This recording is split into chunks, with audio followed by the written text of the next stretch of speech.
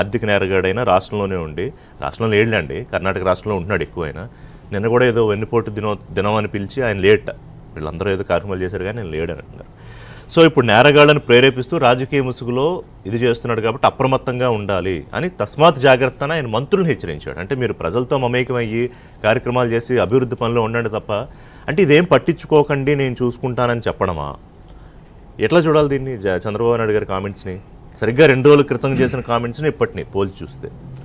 అంటే ఆయన చెప్పటం ఏంటంటే పరోక్షంగా మంత్రులు కావచ్చు, రాజకీయ నాయకులు అంటే తెలుగుదేశం పార్టీ నేతలు కావచ్చు, వాళ్ళంతా ప్రజలను మరింత చైతన్యపరచాలి, అంతా ప్రతిదీ ముఖ్యమంత్రి గారు చూసుకుంటారు లేకపోతే అని కాకుండా మంత్రులు కూడా ఇన్వాల్వ్మెంట్ ఉండాలి. దీని మీద ప్రజలకి మరింతగా సమాచారం కావచ్చు, ఎన్లైటన్మెంట్ కావచ్చు, ఇవన్నీ చేయాలనేటువంటి ఒక సందేశాన్ని అయితే ఆయన ఇచ్చినట్టున్నారండి. ఎట్ ది సేమ్ టైం ఏంటంటే ఇప్పుడు ఆయన విజయ్ మాల్యా వీళ్ళంతా ఏంటంటే ఆర్థిక నేరస్తులే కానీ వాళ్ళు డైరెక్ట్గా ఎప్పుడు అధికారంలో లేరు. కానీ జగన్మోహన్ రెడ్డి గారు రాజకీయాల్లో ఉన్నాడు. రాజకీయాల్లో ఉండేటువంటి ఆర్థిక నేరస్తులని చట్టానికి పట్టించడం చాలా కష్టమైనటువంటి పని, అది సులభమైనటువంటిది కాదు. ఎందుకంటే ఆయన కొన్ని కనెక్షన్స్ ఉన్నాయి, హై లెవెల్లో ఉన్న కనెక్షన్స్, మనం ప్రత్యేకంగా చెప్పాల్సినటువంటి అవసరం లేదు. దానివల్ల ఏమవుతుందంటే ఈ ఇనార్డినేట్ డిలే ఏదైతే ఉన్నదో ఆ ఇనార్డినేట్ డిలే అనేటువంటిది జరుగుతున్నది. అందుకే చాలామందికి ఆశ్చర్యం కలుగుతున్నది, ఎందుకు ఇంత ఆలస్యం అవుతున్నది అనేటువంటిది. నన్ అదర్ దాన్ మంత్రులే అడుగుతున్నారని. అంటే దో సుప్రీంకోర్టు సీరియస్గా చివాట్లు పెట్టిన ఏది విచారణ సంస్థలకి సిబిఐ డే టు డే చేయమన్నారండి. విచారణ ఎందుకు జరగటం లేదు, డే టు డే విచారణ జరిగేటట్టుగా మీరు చర్యలు తీసుకోండి అన్నా కూడా ఇక్కడ కదలిక లేవు. అంటే జరిగినట్టుంది. దానికి సంబంధించి ఏంటంటే ఒక మనకి ఇప్పుడు ఇందాక ముచ్చయ్య చౌదరి గారు చెప్పినట్టుగా న్యాయ వ్యవస్థలో కూడా వాటిని లొసుగులు అనలేము. అంటే దానికి సంబంధించినటువంటి ఇంకా ప్రత్యేకమైనటువంటి ఫాస్ట్ ట్రాక్ కోర్టులు ఏర్పాటు చేయాల్సినటువంటి అవసరం ఉంది. దానికి పారాఫెర్నియలే ఇవన్నీ చాలా ఉన్నాయి. అవన్నీ లేకపోవడం వలన ఈ ఆలస్యం అనేటువంటిది జరుగుతున్నది. అందువల్ల చంద్రబాబు నాయుడు గారు ఏం చెప్పారంటే మంత్రులు కావచ్చు, మిగతా వాళ్ళు కావచ్చు, ఎప్పటికప్పుడు స్పందించాల్సినటువంటి అవసరం ఉంది. నిన్నటి సంఘటన మనం చూసినట్లయితే తెనాల్లో ఐతానగర్ ఉంది. అది ఏంటంటే అది రెండుగా చూడాలి. పోలీసులు చేసినటువంటిది వేరు, జగన్మోహన్ రెడ్డి దాన్ని రాజకీయ లబ్ధి కోసం ఉపయోగించుకోవటం అనేటువంటిది కూడా అది మనం చూసామన్నమాట.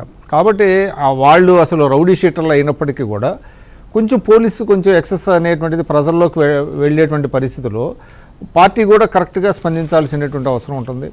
అలాగే మంత్రులు కూడా స్పందించి ఉండుంటే బాగుండేది. దాన్ని ఏమవుతుందంటే ఇవాళ వాళ్ళకు ఒక మీడియా ఉంది. మనం జాగ్రత్తగా గమనించాల్సింది ఏంటంటే ప్రజల్లో ఎటువంటి ఉన్నది అనేటువంటిది, అంటే అభిప్రాయం ఉన్నది అనేది పక్కన పెడితే వాళ్ళు మీడియా ద్వారా పదే చెప్పడం ద్వారా ఇదేదో పైగా దాన్ని దళితులు కులాన్ని అంటగట్టడం ద్వారా ఇప్పుడు ప్రభుత్వం చేస్తుంది 1 year అండి. 1 yearలో ఎన్ని విజయాలు జరిగినాయి, ఎంత యాక్టివిటీ జరుగుతుంది వాడు కూడా మనం మీడియాలో చూసినట్లయితే, అది పోలవరం కావచ్చు, రాజధాని పనులు కావచ్చు, అట్లాగా అనేకమైనటువంటి మంచి పనులు జరుగుతూ ఉంటే అవన్నీ పక్కన వెళ్ళిపోయి 1-2 ఇన్సిడెంట్స్ హైలైట్ అవుతున్నటువంటి పరిస్థితి. అసలు అదే జగన్మోహన్ రెడ్డి ఎజెండా కూడా. ఎస్, డెఫినెట్గా అది వాళ్ళు ఏంటంటే వాళ్ళ ట్రాప్లో వీళ్ళు పడకుండా ఉండాలి. నేను చిన్న ఉదాహరణ ఏంటంటే రాజకీయాలను నేరమయం చేసింది ఖచ్చితంగా రాజశేఖర రెడ్డి గారు, ఇప్పుడు ఆయన కుమారుడు, ఇద్దరు. ఇందులో ఎటువంటి సందేహం లేదు. ఎందుకంటే చంద్రబాబు నాయుడు గారు ఒకప్పుడు అంటే రాజకీయ అంటే నేరస్తులు అనేటువంటి వాళ్ళని పూర్తిగా పక్కన పెట్టేవాళ్ళు. నాకు బాగా గుర్తు, ఒకసారి హైదరాబాద్ సిటీలో ఒక రౌడీ షీటరు తెలుగుదేశం పార్టీలో చేరాలని ప్రయత్నాలు చేసి పావులు కదిపి ఆల్మోస్ట్ సిద్ధం చేశాడు. ఒక కార్ల ర్యాలీ లాంటిది పెట్టాడు. దానికి మాధవరెడ్డి గారు హోమ్ మినిస్టర్గా ఉంటే ఆయన ఫ్లాగ్ ఆఫ్కి ఒప్పించారు. అది చంద్రబాబు నాయుడు గారికి తెలిసిన వెంటనే ఆపించేశారు. ఓకే, ఆ రౌడీ షీటర్ పేరు చెబితే బాగోదు. అదే అందుకే అనుకుంటాను, ఆయన అన్నారు గతంలో నేరస్తులను కలవాలంటేనే భయపడేవారు రాజకీయ నాయకులు. డెఫినెట్గా ఇప్పుడు నిస్సిగ్గుగా యథేచ్ఛగా వాళ్ళతో కలిసి తిరగడమే కాదు, వాళ్ళతో కలిసి రాజకీయం చేస్తున్నారు. హైదరాబాద్లో చాలా ప్రముఖుడు ఆయన, డబ్బులు ఉన్నాయి, రౌడీ షీటర్. ఆయన్ని వెంటనే అసలు హోమ్ మినిస్టర్గా కూడా పక్క పెట్టారు. అదేవిధంగా మనం చూసాం 94లో చంద్రబాబు నాయుడు గారు, అంటే ఎన్టీఆర్ నుంచి చంద్రబాబు నాయుడు గారు అధికారంలోకి వచ్చిన తర్వాత పరిటాల రవి గారిని క్యాబినెట్లో తీసుకోవాలి. ఎందుకంటే కేసులు ఉన్నాయి కాబట్టి రాంగ్ మెసేజ్ పోతుంది అనే దీంట్లో ఆయన్ని క్యాబినెట్లో తీసుకోవాలి. అదేవిధంగా శివప్రసాద్ గారి విషయంలో కూడా ఆయనకి క్లీన్ చిట్ ఇచ్చేంత వరకు కూడా చేశారు. ఎందుకు చేశారు ఇవన్నీ అంటే ఒక రకమైనటువంటి ఒక సందేశాన్ని ఇవ్వాలి అనేటువంటిది, ఒక పాలిటిక్స్ అనేది వీళ్ళకి దూరంగా పెట్టాలి అనేటువంటి ఒక దీంతో ఆయన వెళ్ళారు. కానీ the irony of the nature and politics ఏంటంటే విక్రమ్ గారు మీకు బాగా తెలుసు, ఇప్పుడు ఆయన ఎవరితో రాజకీయం చేయాల్సి వస్తుంది నిత్యం పొద్దున్న లేస్తే.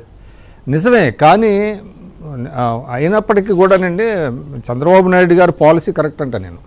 ఎందుకంటే వాళ్ళు చేశారు కాబట్టి మనం కూడా అదే విధమైనటువంటి కక్షపూరితమైనటువంటి రాజకీయాలు చేస్తే ఇంకా డిఫరెన్స్ ఏముంది చంద్రబాబు నాయుడు గారికి జగన్మోహన్ రెడ్డి గారికి. ఆయన మీద ఒక బాధ్యత ఉంది, వాళ్ళ రాష్ట్రాన్ని పునర్నిర్మించాలంటే చిన్న చిన్న ఇష్యూస్ని హైలైట్ చేసి దాని చుట్టూ రాజకీయం తిప్పడం అనేటువంటిది కరెక్ట్ కాదు అనేటువంటిది ఆయన అభిప్రాయం. అది అందువల్ల ఆయన ఏంటంటే సున్నితంగా పరోక్షంగా ఒక హెచ్చరిక చేశారు.